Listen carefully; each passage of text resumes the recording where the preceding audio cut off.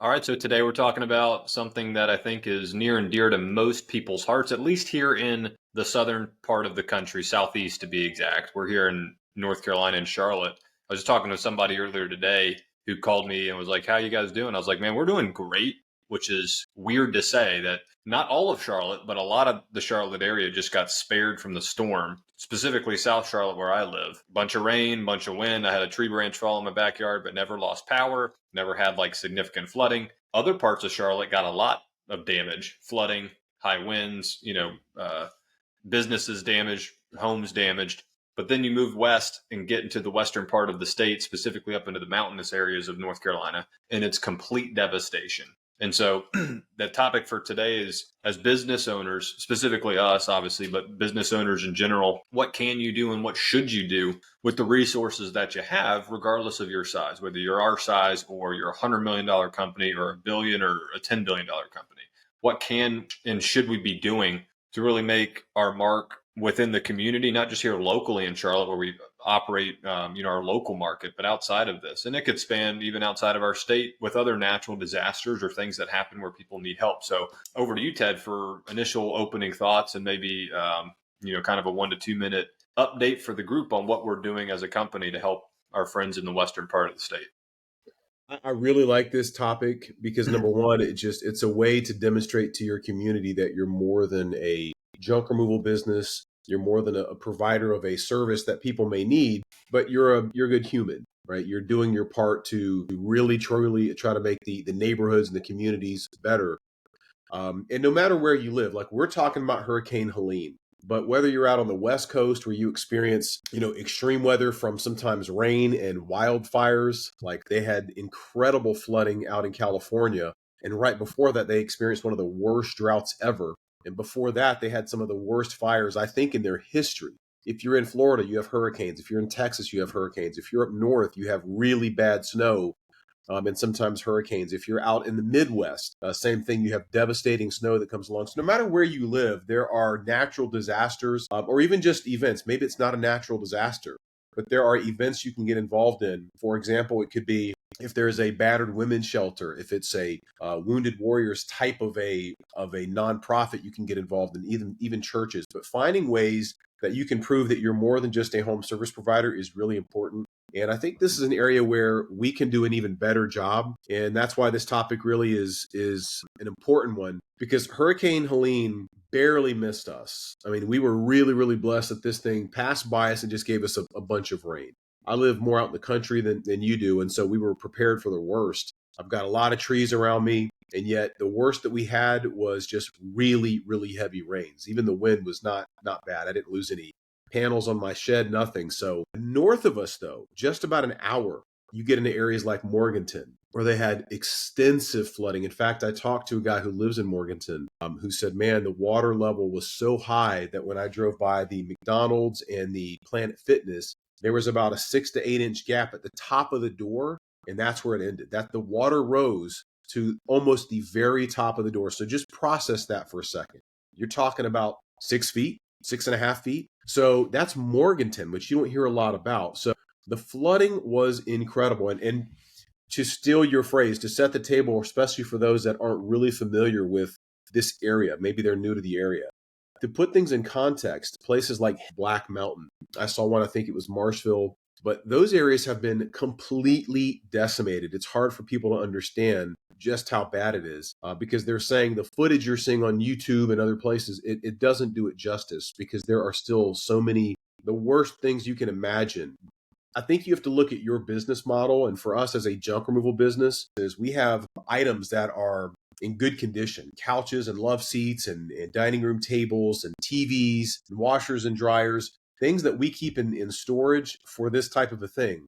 I just donated a washer and dryer to a family that was in need this past week. They're coming to pick it up next week. And I try to do that at least once or twice a month, if not more often than that. So anytime we have a chance that we can give back, we do. And this was a perfect opportunity for us. So that's what we decided to do, Davis, as you know, was, hey, why don't we spread the word that we want to help at least one family or individual that has lost it all or has had tremendous loss. I wish we had unlimited resources where we could help just everyone, but we can't. But, if we can help one person or one family, if we can help change their life and restore what they've lost physically, the fact that they're here and they're safe, that's great. But obviously they need a bed to sleep in, they need a couch to sit on. So if we can do that, we're going to. And that's what we decided to do, was to run that promotion on Facebook. Basically just a call to action of saying, hey, we're not looking for business out of this. We're just looking for you to spread the word. Just spread the word that we're running this campaign, like the page, comment and tag someone. If you know someone that has been affected, please tag them. And what we're going to do is then track them down, talk to them, find out what their needs are, where are they located, what are things that you can do if you're a small business owner to help out. Yeah, I mean, well, for one thing I'll say about this situation is that I've never had anything like this hit so close to home. Like I can remember back when I was a little kid, like Hurricane Fran was pretty significant. But I don't remember, we've had some snowstorms that have knocked power out for a few days, but nothing significant like this where you look online and you're like, people are saying this town is gone. Yeah. And it's not like cliche. It's like there is nothing left. It's all gone. And caveat to that, I try not to make sweeping judgments or assumptions about things that I'd have no knowledge of, because we're only fed specific information by the powers that be in this world, right? So I may be seeing something that somebody else isn't seeing, but everything that I'm seeing it's just gone. And what's very unique about, I think, the Western North Carolina topography in general, and the fact that they had such a significant weather impact, is that, I don't know all the ins and outs, but like Hurricane Katrina or any other massive storm that's ever hit our country, I haven't heard where, one, that things are completely gone. I've heard it a little bit, but like not the entire place. But they've also been able to get in and out of it. In Western North Carolina, what I'm hearing is there is no in or out. It's air only. And if you can't get by air, you're screwed. Like the people there are screwed. Yeah. And I kind of believe that because it's very mountainous, right? It's not like it's not the Piedmonts of North Carolina where it's just, square cornfields and, it's very small, skinny, tight, mountainous roads that are, if you look on these photos, they're just like cut in half. They're just gaping hole. You can't pass. It's not passageable. So like that makes this situation, in my opinion, a little bit unique. But of course, we're seeing more about it because it's so close to home. One other thing I would mention is that I think most of us, myself included, when we hear about things like this and then the communities start coming together and like, let's all pitch in and like help in some way.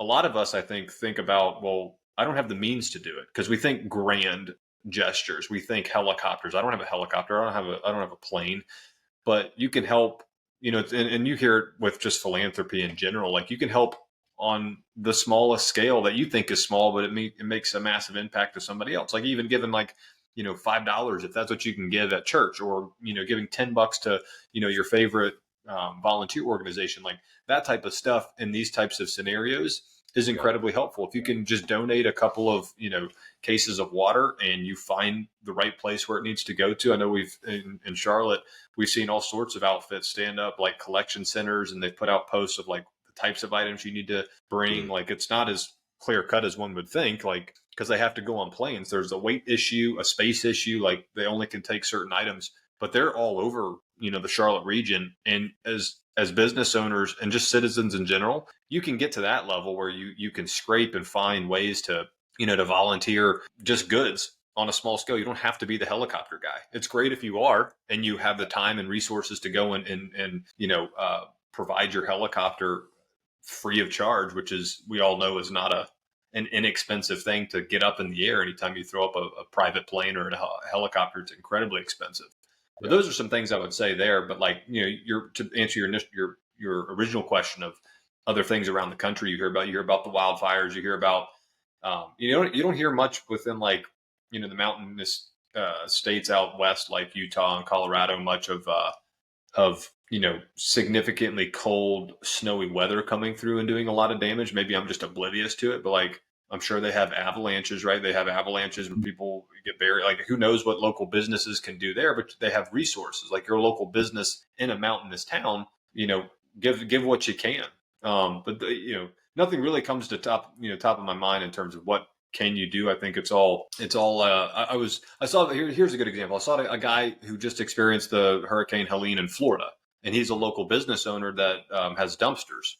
And he was like, I just completely dropped my prices significantly. And instead of doing it for free, I'm still charging because I have to for me to even continue to be able to do this just to cover the dump fees. He's like, I'm only doing this to charge the customer for the dump fees because if I don't, then I can't do it. So Right. he's basically not making any money, but he's all over the city picking up waste and dumpsters and whatnot.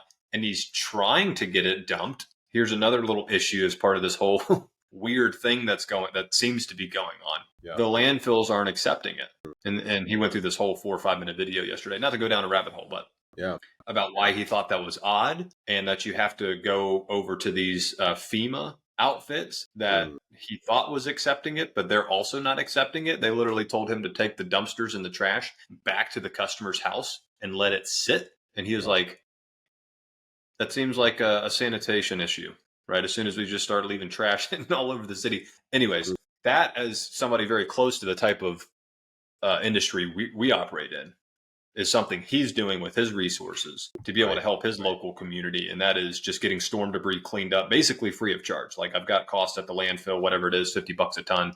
Like Mr. Customer, I'm charging you $100, $150 just to cover the tonnage, but I'm picking it up for free. My time's free. I'm not charging you for the rental of the trailer or the truck or the dumpster container. So those are some things I can think of.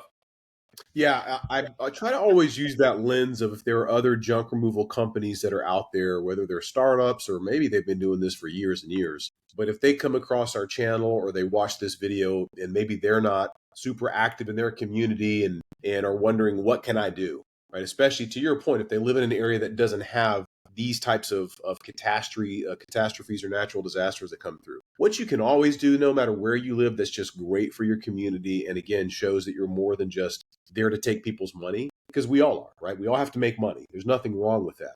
But to show that you're also a good human, you're trying to contribute to the betterment of your local community, is you can always volunteer. So volunteer may mean just your time. You don't necessarily, to your point, have to have a helicopter and flap in the mountains. Thank God we have this, right? That's been astounding to see the amount of private helicopters. I just saw a thing a couple of days ago where they had 400 private owned helicopters flying up into the mountains. This just a couple of days ago, still happening because we didn't have military, federal government, FEMA. We didn't have what you would imagine federal helicopters or government helicopters flying all over that mountain, taking supplies, doing rescue missions, which I won't get into that. But the fact that we're so fortunate to live in an area where we have this, where we have so many NASCAR drivers and teams and sponsors that do have those private planes and helicopters. And on that note, that's another area where we're volunteering and where no matter where you live, you could do the same thing. So I would encourage you as a small business owner, not just junk removal, but as a small business owner, even if you're a solopreneur, if you're a one-man band, volunteer your time whenever you can for these types of things. We're sending one of our guys down with a dump truck and our big trailer, our 28-foot trailer, to go down there and just haul supplies back and forth. He's going down to Waxhaw, Matthews, and all he's doing is shuttling supplies, water and food and formula and all these things to the airport to drop off so they can be taken up into the mountains. That's what we can do, because you said it earlier, we can't drive up there. I wanted to go with one of our employees with our truck, trailer, and skid steer and start helping to clear roads. But my wife was like, they've said you can't do that unless we're like a big construction company and can work with the county. And, that's not what we do. So I was like, man, but I wanted to go up there and start helping to clear roads and do rescue missions. That's in my DNA, but we couldn't do it. But what we could do is we can at least shuttle supplies back and forth. So again, if you're a small business owner, that's what you can do anywhere, is you can always volunteer your time, even if that's things like contacting a police station, fire department, and saying, do you have any volunteer events where you need help? They're always going to have a need. Churches are another great example. They're always going to have a need for you to come in and volunteer your time.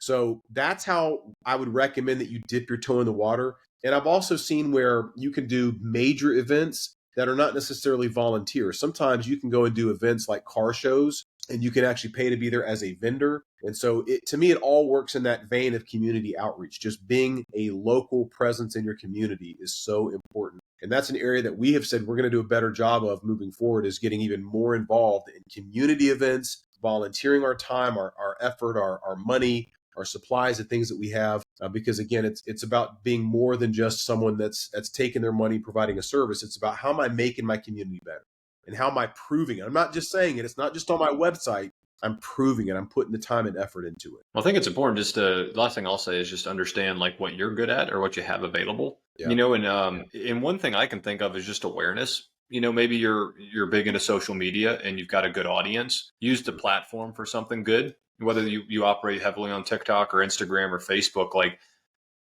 I've never been a guy of like spread positivity that is fake, but I think in certain times it is good to highlight the good things that are going on because it's really hard these days. You have to dig almost to find the good stuff that's happening in the world, but specifically in this scenario, I hear a lot about the bad stuff, like the devastation, the death toll, the fact that the government's not doing much. Like you hear a lot about that, but let's hear more of the stories of the people that have those 400 helicopters go. This first time I heard of it was from you, luckily. But like use your voice to spread awareness, I think also helps. And so like this podcast obviously can be used as such as in a positive way, just in not only the stuff that you talked about like we're doing as a company, but just spread awareness. And so yeah, I think anything that you do, whatever your skill set is, if you're really good at digital or you're really good at whatever, like my wife is a nurse, like or a former nurse, like she's got that skill. What can she do? Can she serve people here? Can she go there? I think I have seen a lot of people with healthcare backgrounds volunteering their time just to go up and help. So I think those are the last things I would say. Just my hope is that we get more awareness to the situation that's going on there, so that we all just live in reality and we know what's going on and can further. It'll only help us help if we know more. Yeah, so I think that the net of what you're saying here is just get involved in whatever way you can, right? But just get involved. Find something that you can do. There's always a need. It's a great topic. We will see you guys next time. Davis, have a great weekend. Thanks.